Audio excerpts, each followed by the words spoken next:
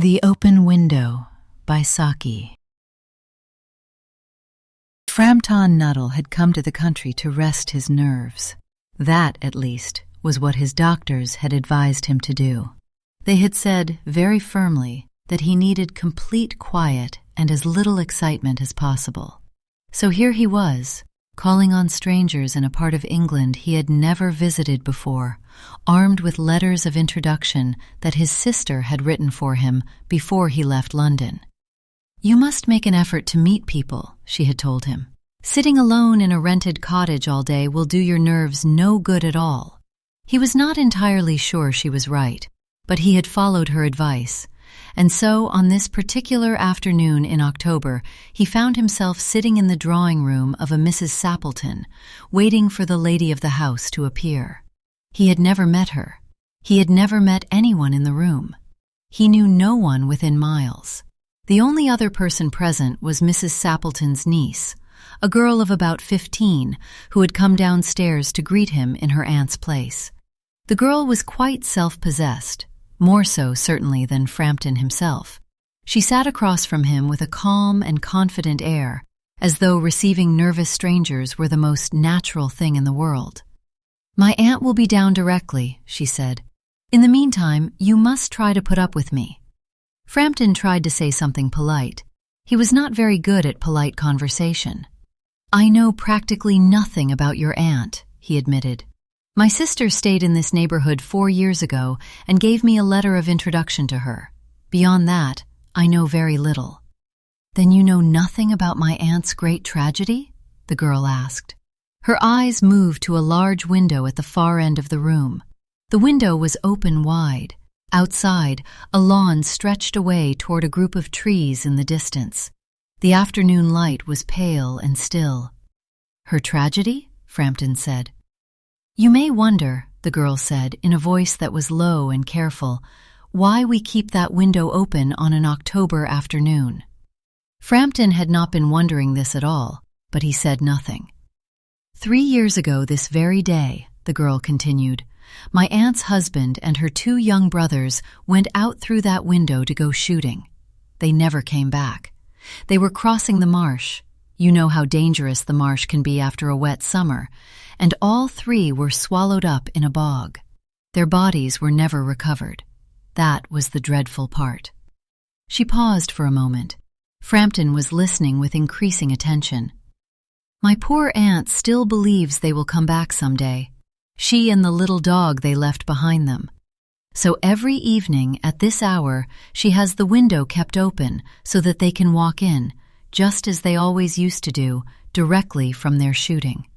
She has convinced herself, you see, that they will return, her husband, carrying his white waterproof coat over his arm, and her brothers singing that silly song they always sang to tease her. You know how it is when someone holds on to hope because giving it up is simply impossible. It has been 3 years, and she still watches that window every evening. It breaks my heart to see it. The doctors say—" She broke off. The door behind Frampton opened, and Mrs. Sappleton came into the room with a cheerful apology for her lateness. "I hope Vera has been entertaining you," she said, sitting down and smoothing her skirt. "You must forgive me. I was just getting things ready upstairs."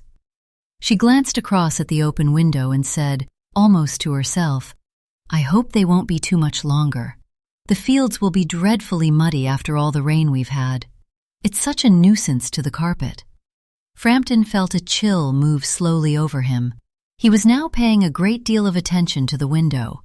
Mrs. Sappleton went on talking about the shooting and about the prospects for duck in the winter, and about how her husband simply refused to wear proper boots. And Frampton tried to respond, but he found it very difficult. The woman seemed perfectly calm, perfectly ordinary, and yet she was speaking about her husband as if he were expected home at any minute, as if the last 3 years had not happened at all.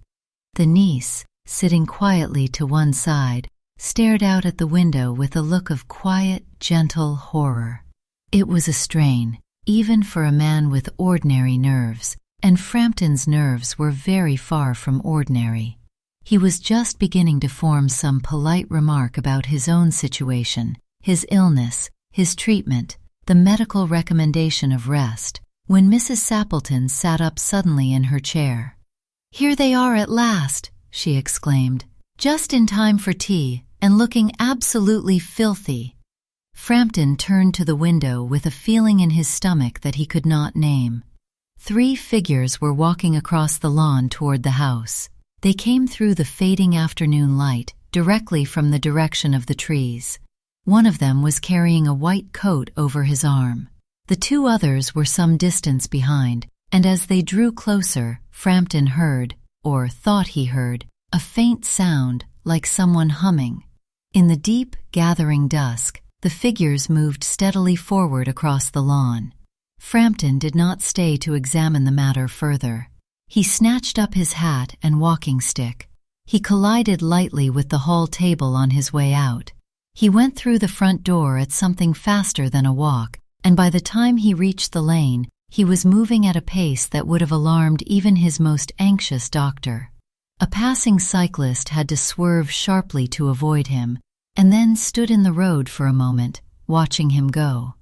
In the drawing room, Mrs. Sappleton's husband, her 2 brothers, and their spaniel came in through the open window.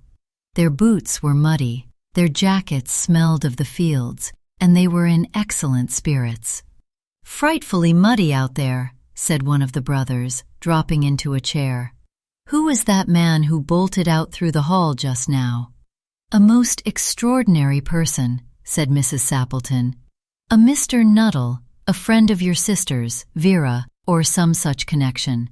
He didn't say a word of goodbye, just dashed off as if he'd seen a ghost." She looked, mildly puzzled, at the empty chair where Frampton had been sitting. "I expect it was the dog," said Vera, with perfect composure. "He told me he had a horror of dogs. There was some ghastly experience he had, years ago in India.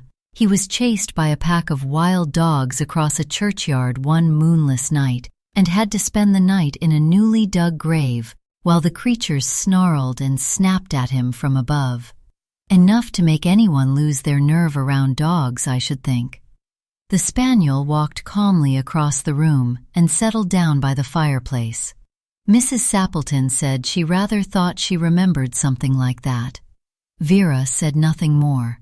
She folded her hands in her lap and looked out through the open window at the quiet October evening, her expression perfectly serene. She had a gift, did Vera. Some people are good at arithmetic, and some at music. Vera's talent lay in a different direction entirely. Romance at short notice was her specialty.